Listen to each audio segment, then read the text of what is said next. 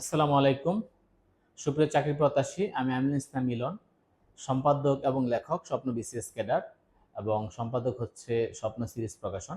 তো যাই হোক, আজকে আপনাদের সাথে যে বিষয়টি নিয়ে কথা বলবো খুব গুরুত্বপূর্ণ একটা বিষয়। সেটি হচ্ছে যারা হচ্ছে ১৯তম শিক্ষক নিবন্ধন পরীক্ষা দিবেন, অথবা এটি কিন্তু ১৯তম শিক্ষক নিবন্ধন না হয়ে সরাসরি নবম বেসরকারি শিক্ষক নিয়োগ পরীক্ষা হতে পারে।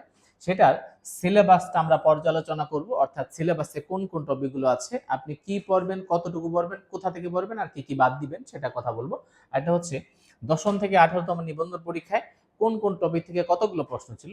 এই ভিডিওটা যদি দেখেন তাহলে আপনি ধরে নিতে পারবেন যে এই টপিকগুলো আমাকে পড়তে হবে, অথবা এই টপিকগুলো একটু কম পড়লেও হবে, বা কিছু টপিক আছে যেগুলো বাদ দিতে হবে। তো যাই হোক, আমরা কথা না বাড়ি একদম আমরা মূল আলোচনায় চলে যাব। তো শুরুতে দেখেন যে এনটিআরস থেকে প্রদত্ত শিক্ষক নিবন্ধন পরীক্ষার সিলেবাস। তো যাই হোক, আমরা এটি 18তম শিক্ষক নিবন্ধন পরীক্ষার সিলেবাস থেকে নিয়েছি। যদি এনটিআরস কোনো কারণে সিলেবাস পরিবর্তন করে, আমরা সবার আগে কিন্তু আমাদের যে ফেসবুক পেজ এবং ইউটিউব চ্যানেল সেখানে জানিয়ে দিব। আপনারা অবশ্যই আমাদের যে সামাজিক যোগাযোগ মাধ্যম, ফেসবুক পেজ হচ্ছে আমিনুল স্যার বাংলা এই নামে, এবং ইউটিউব চ্যানেলও এই নামে, সেখান থেকে আপনারা অবশ্যই সংগ্রহ করে নেবেন। আমরা সবার আগে ইনশাল্লাহ জানিয়ে দেবো। তো দেখেন কোন কোন টপিক থেকে কলেজ পর্যায়ে প্রশ্ন আছে। আজকে আমরা বাংলা নিয়ে কথা বলবো, পরবর্তীতে আমরা ইংলিশ, জিকে, ম্যাথ এগুলো বলে দেব যে কোন কোন জায়গা থেকে কতগুলো প্রশ্ন আসে। এবং এটা আমাদের হচ্ছে স্বপ্ন সিরিজের যে বই, আমাদের স্বপ্ন বিসিএস ক্যাডার, সেখান থেকে আসলে অ্যানালাইসিসটা সংগ্রহ করা। তো এই বইটা আপনারা কয়েকদিন পরে একদম আপডেটটা পাবেন, আশা করি যে আপনারা বাজার থেকে সংগ্রহ করে নেবেন। তো শুরুতে দেখেন ভাষা রীতি রূপান্তর। এখান থেকে প্রশ্ন আসে, বিশেষ করে ভাষা রীতি যে সাধু রীতির বৈশিষ্ট্য, চলিত রীতির বৈশিষ্ট্য, বিরাম চিহ্নের ব্যবহার, কোথায় কতটুকু থামতে হয় বা কোথায় কোন বিরাম চিহ্ন ব্যবহার করতে হয়, বাগধারা, যেমন এই বাগধারাটির অর্থ কি, ভুল সংশোধন বা শুদ্ধকরণ, অর্থাৎ নিচের কোন বাক্যটি শুদ্ধ অথবা নিচের কোন বাক্যটি অশুদ্ধ। এরপর অনুবাদ থেকেও কিন্তু একাধিক প্রশ্ন আসে, সন্ধি বিচ্ছেদ থেকে প্রশ্ন আসে, কারক বিভক্তি থেকে আসে, সমাস নির্ণয় থেকে আসে যে এটা কোন সমাস বা এটার ব্যাস বাক্য কোনটি। হ্যাঁ, প্রত্যয় বিচ্ছেদ আসে, বা প্রত্যয়ের নাম, প্রত্যয়ের পরিচয় থেকে প্রশ্ন আসে।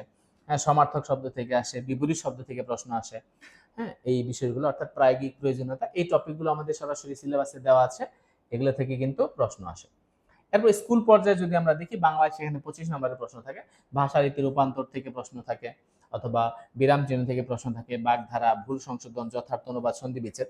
এই টপিকগুলো কিন্তু আমাদের কলেজ পর্যায়েও কিন্তু ছিল।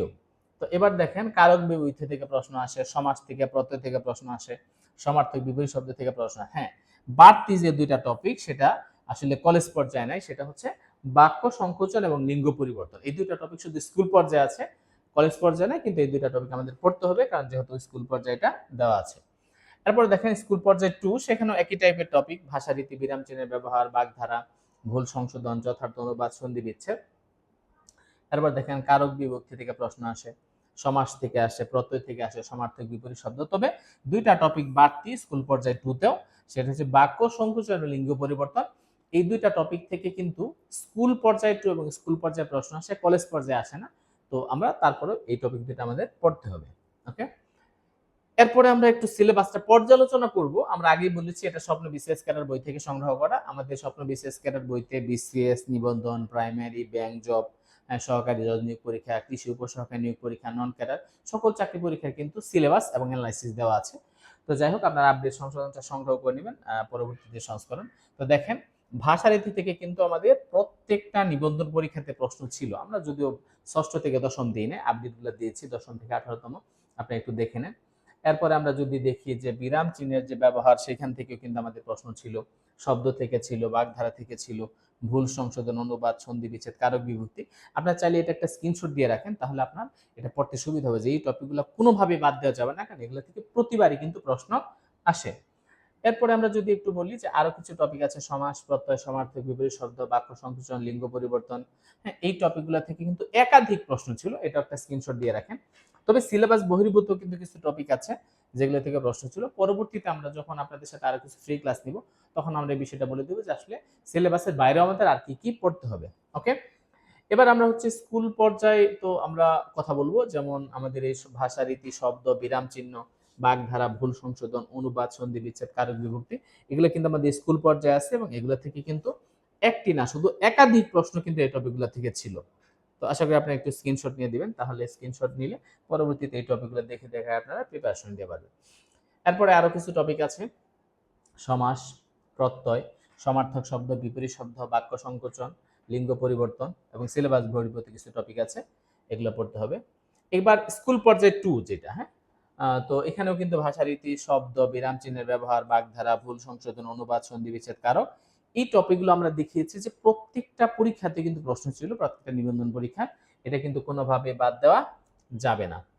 এরপরে দেখেন আরো কিছু টপিক, সমাস, প্রত্যয়, সমার্থক শব্দ, বিপরীত শব্দ, হ্যাঁ, বাক্য সংকোচন, লিঙ্গ পরিবর্তন, এগুলো থেকে আমাদের প্রশ্ন কিন্তু ছিল, এগুলো কোনোভাবেই বাদ দেওয়া যাবে না। তো যাই হোক, আমরা এই সংক্ষিপ্ত ভিডিওতে আমরা যেটা দেখানোর চেষ্টা করলাম যে আমাদের এই যে বাংলা, সেটা আমাদের শিক্ষক নিবন্ধন পরীক্ষা আমরা যদি একটু বলি যে কলেজ পর্যায়ে কি কি টপিক ছিল, স্কুল পর্যায়ে কি কি টপিক ছিল, এবং স্কুল পর্যায়ে 2 থেকে যে যে টপিকগুলো আছে সেগুলো নিয়ে আমরা কথা বললাম যে সিলেবাসে কি কি আছে, পাশাপাশি বিগত সময়গুলোতে কোন কোন জায়গা থেকে কতগুলো প্রশ্ন আছে সেটাও দেখালাম।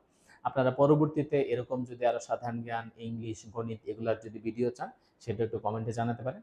আশা করি যে এই চিত্রটা দেখে যদি আপনারা পড়াশোনা করেন, আপনারা খুব কম পড়েও কিন্তু খুব সহজে নিবন্ধন পরীক্ষা ভালো করতে পারবেন।